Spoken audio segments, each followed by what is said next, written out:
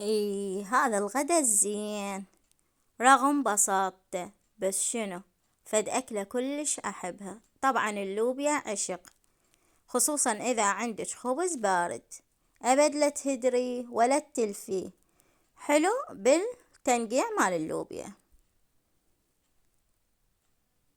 وهنا من بعد الغدا يحق لنا شوية ناخذ لنا كسرة أو شوية ننام، شو تقولون؟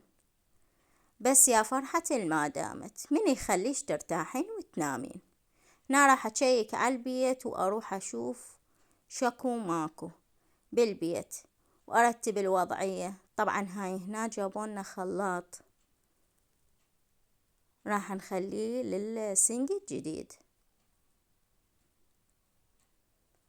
ونسيت أسلم عليكم، شلونكم يا حبايبي؟ شلونكم يا حلوين؟ طبعا أنا متابعين كليتهم حلوين ومعدلين. ما دام تتابعون هيجي سوالف وهيجي قنوات تحفيزية ومو تعليمية، يعني هي كليتها تحفيز وطاقة إن شاء الله حيوية. هذا خطية ابني اجى من الدوام ولف راسه ونام بالصالة، ها مثل ما تشوفوا.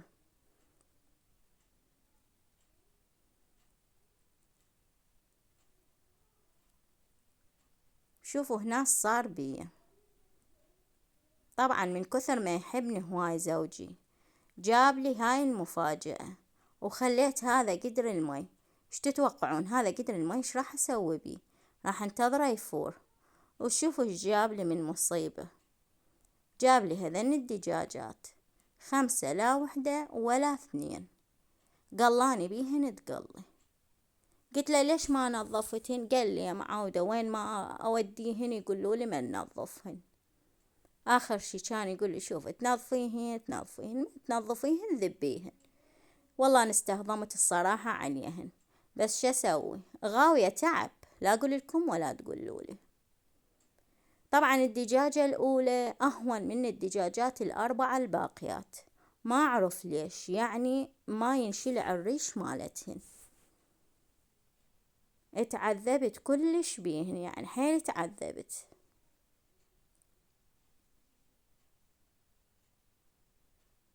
ومن مجرب ينظف هذا الدجاج؟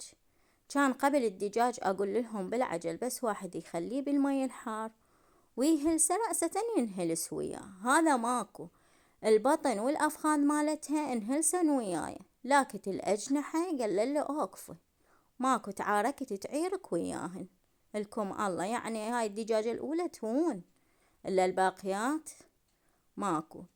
زين زوجي خلى وراح نام، وأنا ظليت برا بيا بخت عندي مطبخ برا مرتبته على مود أشتغل بيه.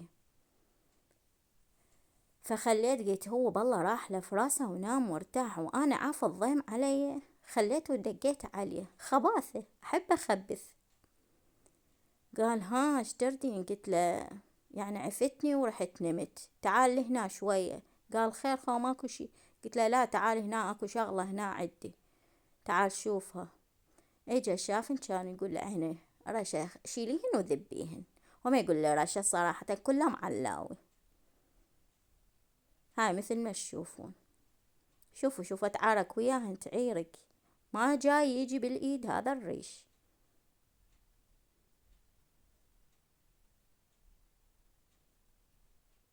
أنا شفتهن قلت ذني ما يتعبني لأن مال مصلحة، بس طلعا مو مال مصلحة، ما أعرف شنو. حتى أمي اتصلت بوقتها علي قلت لها يما يعني ليش ذني شو ما يجي الريش مالتهن بسهولة. قالت ايش عجب؟ قلت لها ما أدري. قالت فور المي زي، قلت لها والله خليته يفور المي، قاعد شو أسوي له؟ بس أنا تعذبت يعني حيل بين. وبعدين عرفنا شنو السبب انهم ينظفوهن بالمحلات مال الدجاج، الذول اللي يذبحون يخافون على الآلات، خاف تعطل مالتهم.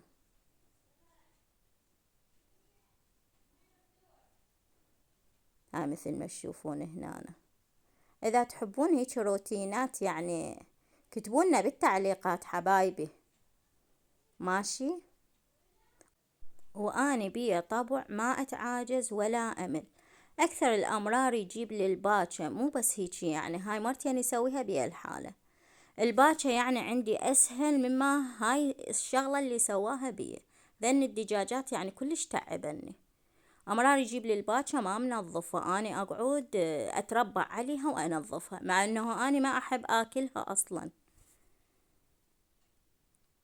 إذا وصلتوا لهنا وحبيتوا الفيديو خلونا لايك من ايديكم الحلوة اللي تخبل، ولو احنا كليتنا قاصر وزاهي والله حتى ايديا تدمرن.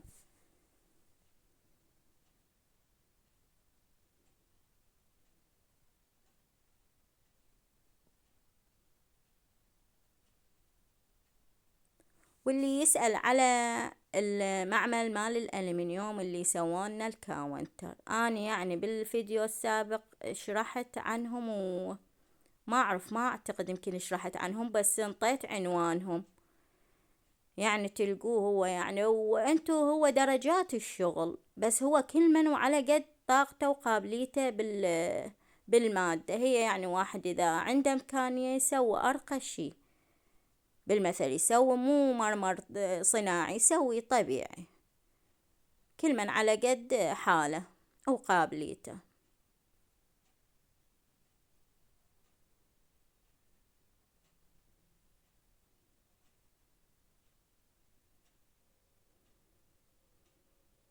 آخر شي تدرون ايش سويت لما عند الريش وياي وما طلع؟ خليت وصلخة الجلد مالتهن وخرته كليته على مود اطمئن انه ماكو ريش.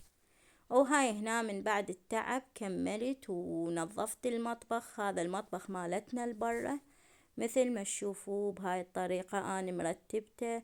وهاي يعني تعتبر هنا، هاي يعني ما راح يستقر المطبخ هنا. وهاي الطارمة هسه راح تشوفوها، يعني هاي ما راح تصير واجهية البيت. اللي متابع فيديوهاتي السابقة واجهية البيت مو من أنا خاف تقولون عاد ما واجهية البيت أو فشي، لا، أنا قايلة لكم عدنا بعد شغلات هواي بالبيت ما مكملة. وهذا كاونترنا القديم استغليته هنا يفيدني.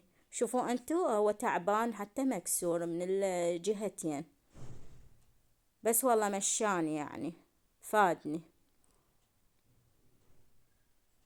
هاي هنا وين ما تروحون تلقون حمص عدس حمص عدس، هسه لو يعطونا فاصولية. وهاي مرتبته بهالشكل هذا، يعني أنا بعدنا حتى ترتيب كامل ما مرتبته، لين صارت عندنا شغلات هواي بالبيت. فهاي شوفوها هاي الطارمة ما راح تظل يعني شلون كأنه ما راح تصير ورا البيت، يعني أعيفها بالمثل أخلي التنور هنا أخبز، وهاي الباب راح تندار على الجهة الثانية من الطارمة مالتنا، ذيك تصير واجهية البيت أكبر من هاي الواجهية. فهذا هو فيديونا، وإن شاء الله عجبكم واستمتعتوا. هذا سنقي اللي فايدني برا، والحمد لله والشكر على كل حال. وألتقيكم في فيديوهات قادمة، في أمان الله.